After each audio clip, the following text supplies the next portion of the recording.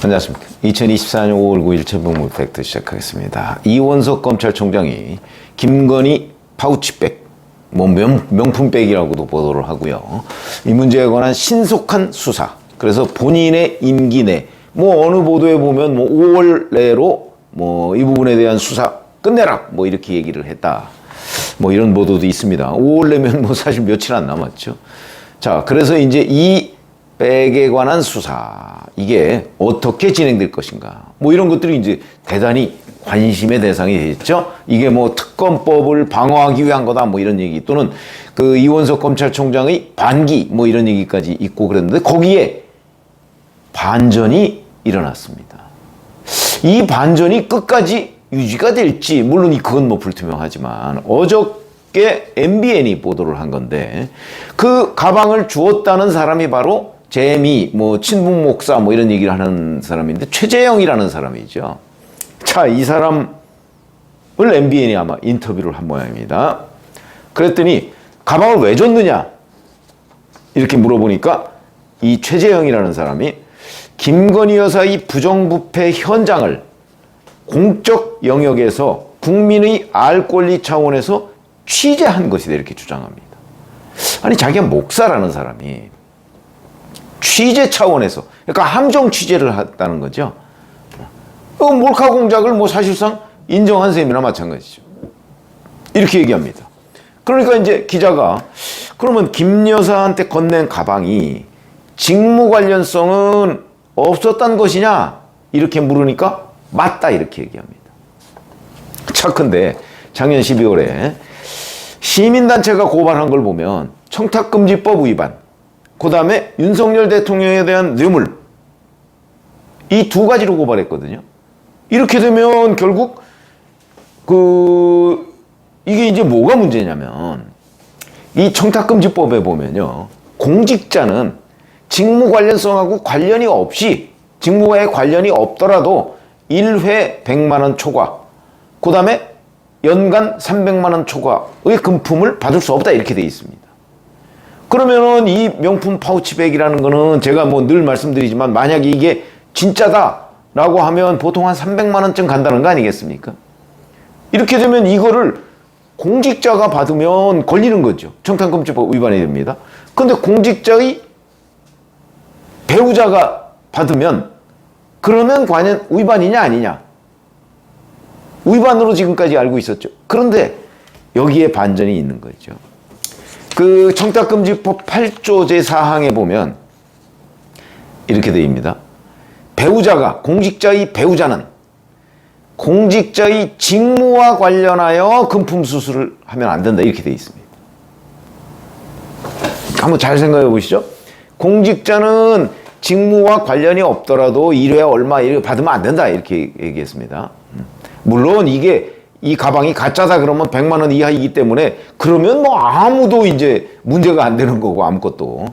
근데 100만 원, 이제 300만 원이다, 진품이다 이렇게 얘기를 했을 경우에, 그럴 경우라도 공직자는 그걸 받으면 안 되지만 공직자의 배우자는 직무와 관련이 없는 거다 그러면 처벌이 안 된다는 거죠. 이걸 준 사람도. 왜냐면 이걸 준 사람은 처벌이 되거든요. 그러니까 최재형이라는 사람은 처벌이 됩니다. 직무와 관련하여 줬다면. 근데 이 사람이 갑자기 MBN에다가 직무와 관련이 없다 이렇게 주장을 한 겁니다. 취재 목적이다 이렇게 주장을 합니다. 자기가 무슨 기자도 아닌데 무슨 취재를 한 거죠? 청부 취재 이런 건 혹시 가능할지 모르겠는데 그건 법률 개념은 아마 아닐 거고. 어쨌든 그러면 이 최재형이라는 사람은 왜 이거를 취재를 주장할까? 직무 관련성이 없다고 해요. 자기가 처벌을 피하기 위한 겁니다. 자기가 윤석열 대통령의 직무와 관련해서 김건희 여사한테 가방을 주었다고 하면 김건희 여사는 처벌이 안 됩니다. 왜? 처벌 조항이 없으니까.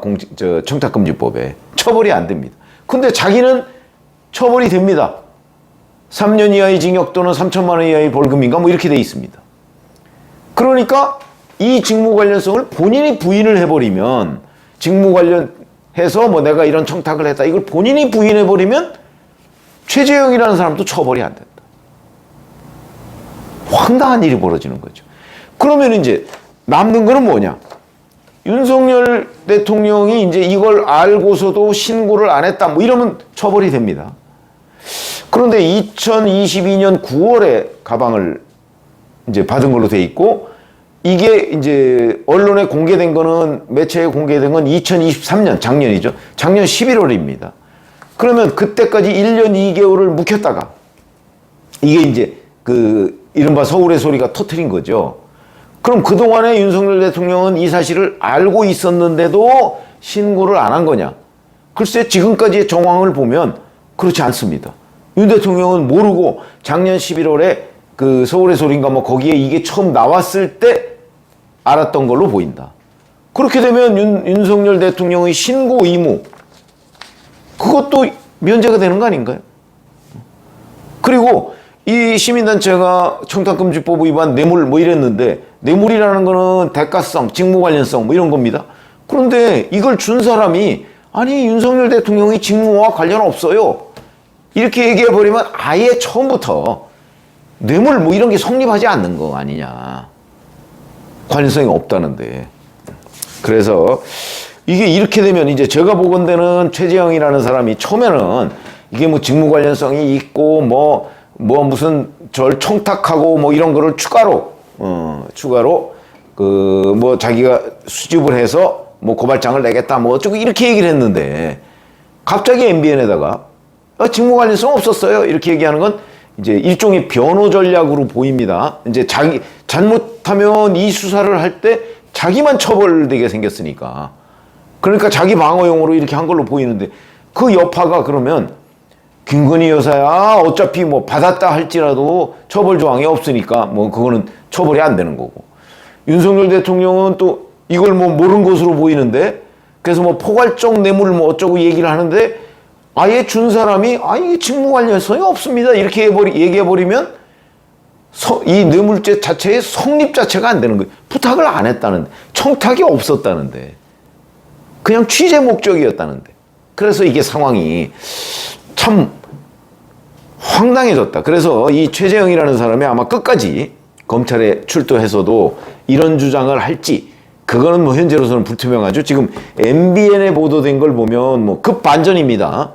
이렇게 되면 결국 이 수사를 이원석 검찰팀이 철저히 하더라도 아무도 처벌을 못하는 이런 상황이 될 수도 있다. 그래서 제가 반전이라는 걸 얘기하는 겁니다. 지금까지 최재형이라는 사람과 서울의 소리가 주장했던 것은 이게 윤석열 대통령에 대한 뇌물 가능성을 집중적으로 제기를 했는데, 준 사람이 이거 직무 관련성이 없어요 이렇게 MBN에 지금 얘기를 한 건데, 만약에 검찰에 가서도 계속 이렇게 얘기를 하면 황당해지는 거죠.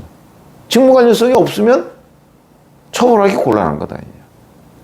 그래서 이제 남은 거는 이런 겁니다. 이 최재형이라는 사람이 MBN에 얘기했던 대로 이거를 계속 밀고 나갈지, 밀고 나가면 이 자체가 문제 제기를 했던 서울의 소리 뭐 이런 데의 그 문제 제기했던 핵심이 무너지는 거죠.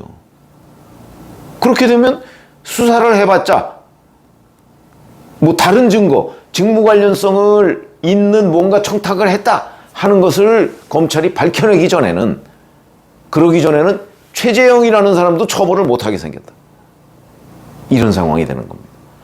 그러면 이제 이원석 검찰팀이 결국은 최재형이라는 사람이 아니야, 본인 주장과 달리 청탁을 했어 라는 거를 이제 밝혀내야 되는데, 그러면 최재형 본인이 지금 부인을 하고 있기 때문에, 그럼 김건희 여사를 결국 불러서 청탁을 받았느냐 이걸 물어봐야 되는 상황이 돼서, 이게 상황이 좀 좀 애매해졌습니다. 그래서 자, 이제 이원석 검찰팀이 지금 수사를 본격화하겠죠? 본격화 할 텐데, 지금 이 준 사람이 이렇게 주장을 하는 바람에 상황이 좀 묘해졌다. 그래서 우선 여기서 이제 관전 포인트. 이 사람이 이런 주장을 검찰에 와서도 계속 할 것인지, 그러면 검찰이 최재형이라는 사람 또는 김건희 여사를 통해서 자, 무슨 청탁을, 실제 직무 관련성이 있는 청탁을 받았는지, 이런 걸 어떻게 밝혀낼 수 있을지 여기에 달렸다. 그래서 상황이 거의 뭐 뒤집히는 것 같은 이런 느낌이 있는데 한번 수사를 지켜보는데 만약 이런 주장을 이 준 사람이 계속 한다면 그러면 결국 수사는 수사대로 하고 아무도 처벌 못하는 이런 일이 벌어지지 않을까. 뭐 이런 판단이 돼서 제가 반전이라고 했는데 한번 끝까지 결과를 한번 지켜보시죠. 수사 이미 초기 단계니까 한번 최재형이라는 사람도 아마 곧 부르지 않겠습니까? 그러니까 불러서 그 사람이 어떤 이 주장을 계속 하는지 이것도 한번 지켜봐야 되겠습니다. 고맙습니다.